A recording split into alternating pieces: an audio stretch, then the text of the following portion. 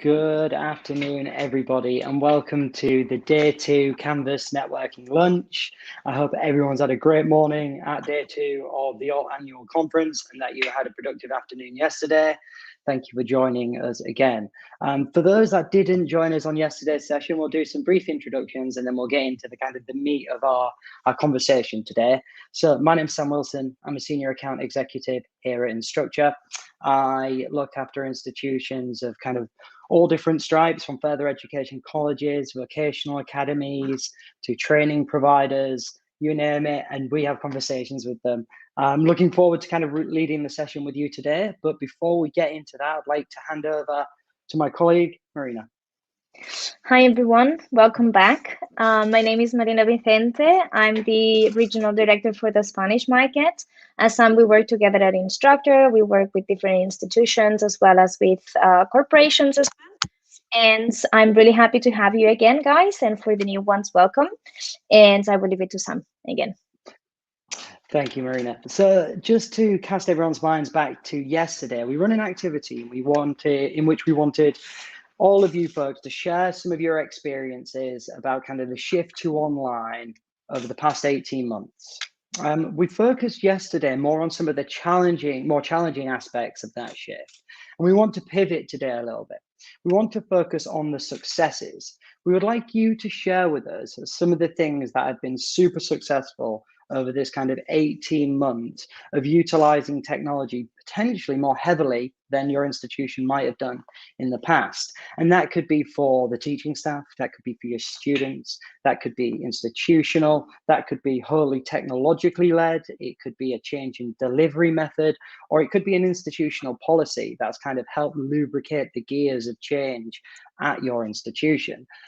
What we're going to do is Marina will share the link to the mural board, which I think I've seen people log into, so that's excellent. And if you would like to share some of your successes in these different columns, all you need to do is right-click your mouse. You should get this little sub-navigation bar and you can add a sticky note and then start typing. And what we'll do is, as these points start to get filled up on the board, we'll start talking about some of them. We'll also share some of our experience working with institutions across Europe, and then hopefully hear from some of you folks as well. That would be best. I think hearing your experiences, your successes, things that have been game changers out of these interesting 18 months is super, super powerful. So what I will do is we start to see some of the text start to fill up. I'm going to throw a question out to Marina just to get everyone's minds racing. Marina, what have you seen as one of the biggest successes at the institutions you've worked with over the past 18 months where a bigger need for online education has been prevalent? So one of the key things that the university, because just for the ones that you don't know me, I'm also a teacher. I'm teaching in different universities here in Spain. One of the key successes that we had in one of the universities that I work for was just to transition from Adobe Connect to Teams. So that was just a great investment from the university, actually, because Adobe, my students and the university students had a lot of issues just to connect with Adobe Connect, because some of them they were using Mac, others they were using Microsoft, and so we decided the university actually decided to move into Teams, right? With Teams, we had better experiences. Also, we had the possibility to take the attendance. We had the possibility to run different reports and integrate those reports into the LMS. And obviously, we had all the chats, we had all the historical conversations that we had together as a class. And that was really good, actually. Perfect, thank you. I think it's really good to hear your perspective, Marina, not only as someone that works within EdTech, within an EdTech organization, but also on the front lines as a member of the academic team. So I think you have got a two-point approach to share insights. Going back to the mural board now, I'm starting to see some things pop up and populate. And one of the big things that jumps out to me here, and I'll just circle it with my mouse is the kind of the recognition of EdTech, and it's definitely something that I've heard with in my conversations with institutions. It's often seen that EdTech is maybe something that supplements, it's on the side of delivery methods. Nothing can beat that in-person bricks and mortar delivery, which is true. But I think more institutions and more members of staff and more students are starting to see EdTech as a way to mobilize progression and way to give different approaches and different takes on their academic content. And the way that they interact and connect and engage with students and staff alike is becoming far more prevalent. And I definitely have felt that in the conversations I've had, that EdTech isn't just something that we have to look at as a byproduct of what institutions do, but it's becoming a centerpiece of how institutions position themselves within the education sector. Would you say, Marina, in your experience, you've seen kind of a proliferation of positive opinions in EdTech with all the institutions you work with? Yeah, actually, yes. I mean, you can see now that most of the universities that are investing in EdTech, most of them actually they are just like making a change towards cloud-based LMSs, for example. They are doing an investment in different gamification tools as well, such as Kahoot, for example, Moodle, the tool that we are using today here at our networking session. So they are just like investing in these kind of things right now. Excellent. That's really, really interesting. Another cool one I've just seen pop up on the board is this leveraging of video presentations. It's definitely something we see in the kind of utilization in Canvas with some of our clients that we work with, in the discussion around some of our tools, is how can you take those kind of in-person experiences, put them into a digital format, and then present them in a VLE or an LMS and still have that same kind of tactile quality. And videos often, and people in the Discord chat can go in there and agree and disagree and etc. Video has often been seen as kind of a passive experience, but what we want to do is make that more interactive way. So if you're submitting a video presentation, are there ways in which you can overlay quizzing questions on top of that video, or have that kind of dynamic comments within the video, almost kind of like a more robust version of YouTube. So you can actually stimulate conversation and engagement within those video presentations. Yeah, thank you for that comment, whoever made the video presentation piece. Just going to have a look.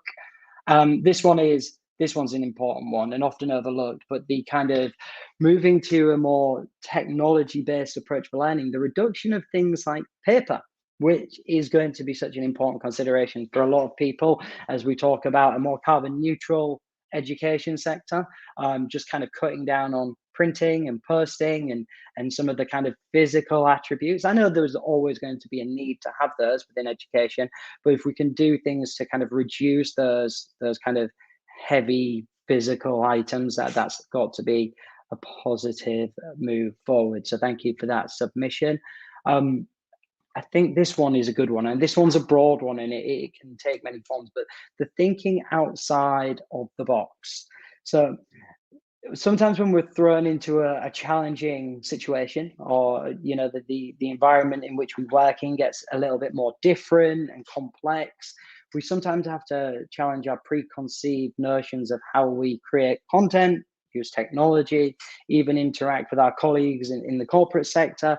And sometimes challenges give you the environment to nurture thinking outside of the box. So I know that's a really broad one. And if anyone has any specific examples of how themselves, their colleagues, or their institutions thought outside of the box throughout this interesting 18 months, please go over to Discord and share your examples there. And Marina will probably read some of those out for me as we start to see them pop up. Is there anything in the Discord at the moment that I have maybe we have somebody typing? Yeah, we have somebody typing. We will just like wait, and I will use that time because last week we were just like delivering a webinar here with the Spanish customers that we have here in Spain with Instructure, and there was one of the teachers that actually, as we were just like talking about thinking outside of the box, he shared with us that actually as a type of assessment, he was using roomscapes, just like to, yeah, for as a formative activity. And I asked him what was he teaching, right? And he said that he was just like teaching computing, uh, something about computers and engineering and or, yeah, something like that. So I found this really interesting, just like to utilize escape rooms as a way of assess, the knowledge that our students have. So Interesting. Yeah, that's really cool. Really yeah, we have interesting. Laura on the chat, Sam. Okay. And she says, I was mind blown when some of my colleagues revealed their new green screens and what they were doing with them. Some of them were decorative, but some really innovative uses. Excellent. And Laura, you might be able to elaborate on that in Discord. Was that when you were in kind of virtual presentations and you would augment your backgrounds and create kind of a more visually engaging kind of experience for your students? I'd be keen to know what some of the things you saw throughout that period was. That sounds really interesting. Just moving as we maybe get a follow-up from Laura in Discord, I just want to move to one of the points I've seen over on the mural board, and it's kind of in the institutional best practices grid, and it's clearer standardized procedures now in place. And I think this is really important. The conversations that we have as members of Instructure take many forms, and there'll be the kind of the use of technology and their functions and their features, how to engage students and teaching staff and administrators, kind of a lot of showing of functionality. But also, one of the types of conversations we often have is, how does this new piece of technology and your kind of hope to adopt this new piece of technology align to your institutional strategy or your institutional procedures and policy? And often we see when things start to kind of get a little bit bumpy is when there's a disjunct between the strategy and the software, or the strategy and the tool, or the strategy and the delivery method. So I think anything that allows an institution, from my experience, you folks will know better as being members of institutions, but anything that aligns an institutional strategy with the actual kind of boots on the ground usage of new delivery methods, technology, VLEs, LMS, is when you see a kind of a stronger end goal, a stronger kind of adoption rates, success rates, etc. So I think to have a clearer, more standardized policy in place and procedures in place is a great one to hear. Excellent. Anything coming up in Discord that you think I should address, Marina, or? No, we have Laura elaborating more about using like new green screens.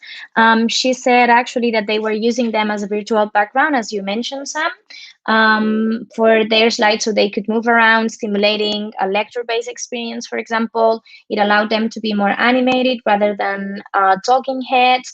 And she also said that she also saw lecturers rig up equivalents of overhead projectors so they could draw processes. Some things are just best done with a pen and a paper, but it's difficult not in person.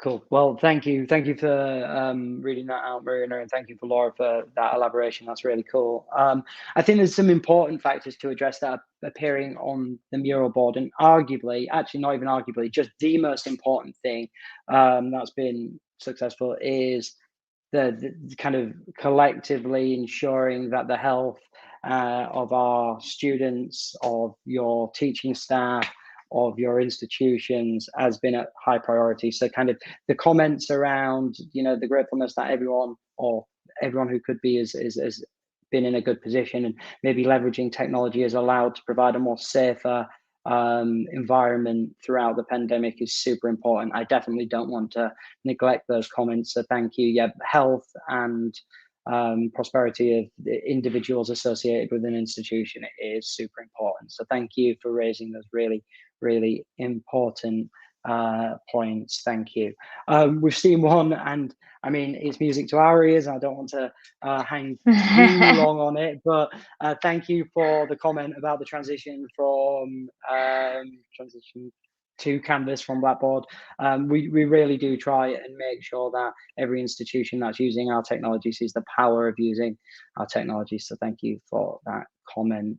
Let's see what else we've got. There's comments there about kind of working, cross-working. So if I'm right in thinking, and please correct me in Discord, is that the ability to kind of work more dynamically across different departments, across different functions, and kind of, alleviate some of the kind of, I don't know, bottlenecks in comms when you're maybe across a big campus by having some of those communications and cross-institutional working within the digital space? Has that just been a little bit more proactive about you? I'd love to hear a little bit more from whoever posted that within the Discord channel. That would be great.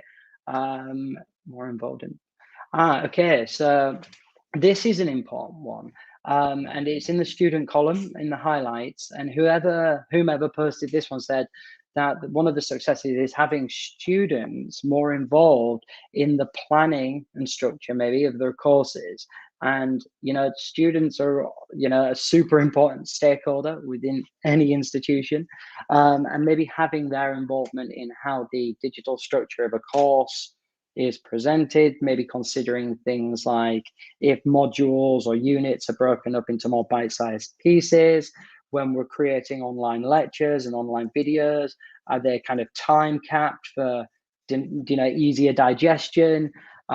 Is there a multitude of different accessibility features within the structure of that course, taking into account different accessibility requirements and educational needs? I think having a student voice within the kind of the structure of a educational program and provision is super important. And some of the institutions I've had the pleasure of working with over the past 18 months have definitely had some level of student delegate within the conversations that I've been privileged to be a part of. So I've definitely seen that appearing in lots of the conversations I've been having.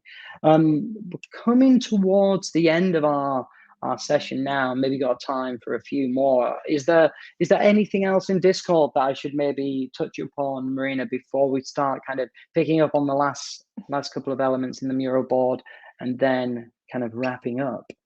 Yeah, we can wrap up. We don't have anything new on the Discord. Perfect. Well, just before we start to kind of wind into the last 2 minutes of our session, I just want to kind of talk about some of the kind of the big themes that I've seen in this presentation so far. So thinking outside the box, by being thrust into a really unpredictable environment, it gives us the ability to kind of reposition, rethink, get creative, be somewhat inspired. And I'm sure the workload has been intense, and I'm sure there's been some kind of difficult moments, but sometimes out of those kind of difficulties comes kind of really successful things that have been deployed. It's great to hear that there's a higher opinion and more recognized approach of using EdTech at institutions. It's great to see people are working across departments, using technology to support that cross-department working, and seeing all of these cool and creative features starting to pop into kind of formalized procedures and formalized policies and all that kind of thing. I think it's really good. Really happy to have had all those points shared. So what we'll do now is give you a little bit of a peek into what we'll be talking about in tomorrow's session. So in day one, as I mentioned at the top of our conversation, we talked about some of the challenges that were faced in this kind of really, really volatile time. Today, we've talked about some of the successes, and to get everyone's kind of minds thinking in preparation for tomorrow's session, what we would like you to think about and share with us is any of the things that you will be taking forward into the quote unquote new normal, things that have kind of allowed you to institutionalize something different for the future. So tomorrow is going to be really set amongst kind of the future of using EdTech at your institution. Well, that's a big thank you from me today. Thanks for participation. Everyone's been great. Marina, any closing words? Thank you everyone for this participation, and we hope to see you tomorrow again. And if you have any question, just post it on the Discord channel. Thank you. Goodbye.